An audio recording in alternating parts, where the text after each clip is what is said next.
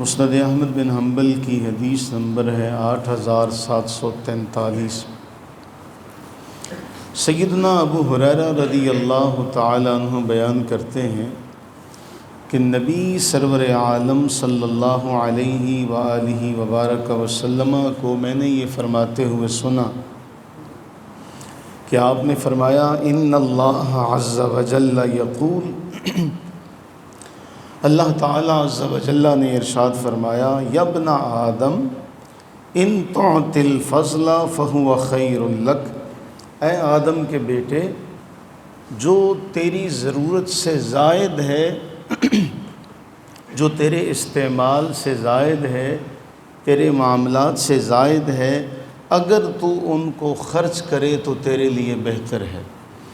وَإِن تُمْسِكْهُ فَهُوَ شَرٌّ لَكَ، اور اگر تو اسے روک لے تو وہ تیرے لیے برا ہے۔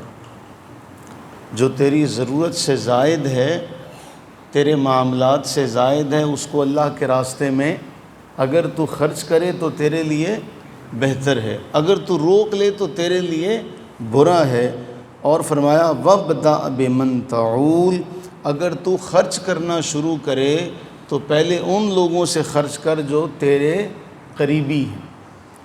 وَابْدَأْ بِمَنْ تَعُولُ، یعنی آپ کو یہ سبق دیا جا رہا ہے کہ اگر اللہ نے کسی کو زیادہ مال سے نوازا ہے کہ اس کی ضروریات پوری ہونے کے بعد وہ مال کچھ نہ کچھ اس کے پاس بچ جاتا ہے، اور وہ اگر اس مال کو خرچ کرتا ہے تو اس کے لیے بہتر ہے، اگر روکتا ہے تو اس کے لیے برا ہے۔ اب جب انسان نے یہ سنا، کسی بھی انسان نے، کہ میں ضرورت سے زائد مال خرچ کر سکتا ہوں، تو وہ خرچ کہاں کرے؟ اللہ کے نبی علیہ السلام نے فرمایا وَابْدَأْ بِمَنْ تَعُولُ، جو تمہارے قریبی ہیں، جو تمہارے ماتحت آتے ہیں، آغاز ان سے کرو۔ اور وَلَا يَلُومُ اللَّهُ عَلَى الْكَفَافِ، اگر بقدر کفاف، یعنی اگر تمہارے پاس ہے ہی اتنا کہ تمہاری گزر بسر ہوتی ہے تو پھر اس کے روکنے پر اللہ تمہیں ملامت نہیں کرے گا۔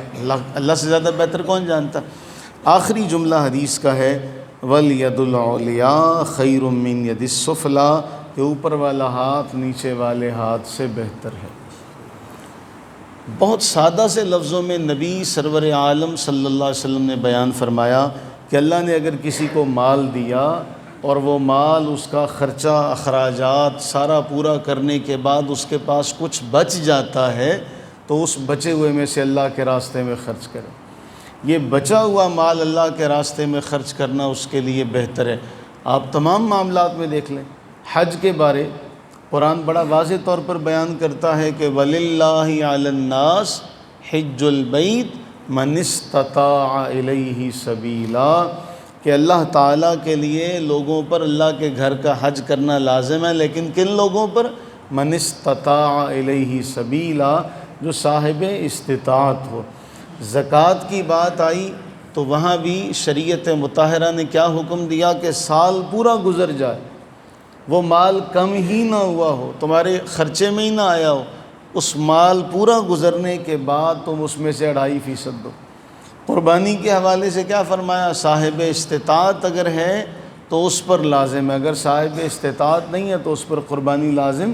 تو اس حدیث میں بہت واضح ہے کہ اگر اللہ نے تمہیں فاضل دیا، تمہاری ضروریات سے زائد ہے، تو وہ خرچ کرنا تمہارے لیے بہتر ہے، اس کو نہ روکنا۔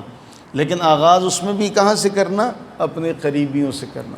وہ جو سیانے کہتے ہیں نا، اول خیشاں بعد درویشاں، اپنوں سے آغاز کرو۔ ہو سکتا ہے اپنے، تم تو ان کو جانتے ہو، ان کی ظاہری کیفیت اور ان کے باطنی معاملات کو بھی تم جانتے ہو، دوسرے کا تمہیں کیا پتہ، ہو سکتا ہے وہ تمہارے پاس آ کے بظاہر بناوٹی رونا شروع کرے اور تم اس کے لیے نرم دل ہو کر اس کو سارا کچھ دان کر دو، اور جو تمہارے قریبی بیٹھا ہے اس کو تم جانتے ہوئے بھی کچھ نہ دو۔ اس لیے فرمایا وَابْدَأْ بِمَنْ تَعُولُ، اور آخر میں پھر جملہ فرمایا وَلَا يَلُومُ اللَّهُ عَلَى الْكَفَافِ، کہ اگر ہے ہی تمہارے پاس اتنا کہ تمہاری ہی گزر بسر ہوتی ہے، تمہارے ہی معاملات پورے ہوتے ہیں، تو پھر اللہ تم سے پوچھ گچھ نہیں کرے گا، پھر وہ تمہیں ملامت نہیں کرے گا۔ اللہ سے بہتر کون جان سکتا۔ تو آخر میں فرمایا کہ ید العلیاء خیر من ید السفلیٰ، کہ اوپر والا ہاتھ نیچے والے ہاتھ سے بہتر ہے۔ امام غزالی رحمہ اللہ کی بات پر اختتام کرتے ہیں۔ امام غزالی نے احیاء العلوم میں لکھا کہ کوئی شخص گزرا، اس کی قوم قحط سالی میں مبتلا تھی، تو اس نے ایک پہاڑ دیکھا، پہاڑ کے پاس سے گزرتے ہوئے کہنے لگا کاش یہ پہاڑ اناج کا ہوتا، کاش یہ پہاڑ اناج کا ہوتا، میرے پاس اتنا ہوتا، یہ سارا میرا مال ہوتا، میں سارا اپنی قوم میں بانٹ دیتا۔ امام غزالی رحمہ اللہ فرماتے ہیں اللہ نے اس وقت کے نبی کو وحی فرمائی، اس وقت کے نبی کو وحی فرمائی کہ جاؤ اس بندے سے کہو کہ ہم نے وہ پہاڑ صدقہ کرنے کا ثواب اسے عطا کر دیا۔ تو آدمی کو توقع یہ ضرور کرنی، مانگنا ضرور چاہیے کہ یا اللہ مجھے اتنا دے کہ میں فلاں کی مدد کر سکوں، میرے پاس اتنا ہو کہ میں فلاں کے کام آ سکوں۔ اس لیے آپ کی نیت جو ہے وہ آپ کے عمل سے بہتر ہے کہ آپ نے نیت تو کی ہے نا کم از کم کہ اگر میرے پاس ہوتا تو میں اس کو بھی دیتا، میں اس کی بھی امداد کرتا۔ تو اس لیے اگر آدمی کے پاس ہے ہی اتنا کہ اس کی گزر بسر ہوتی ہے تو اللہ تعالیٰ اسے ملامت نہیں فرمائیں گے، لیکن اوپر والا ہاتھ نیچے والے ہاتھ سے بہتر ہے۔ اس خیر والے وقت کا صدقہ اللہ تعالیٰ اپنے رحمان رحیم جواد ہونے کا صدقہ ہم سب کو اوپر والا ہاتھ بننا نصیب فرمائے۔ اللہ ہماری نسلوں کو اوپر والا ہاتھ بننا نصیب فرمائے، آمین ثم آمین۔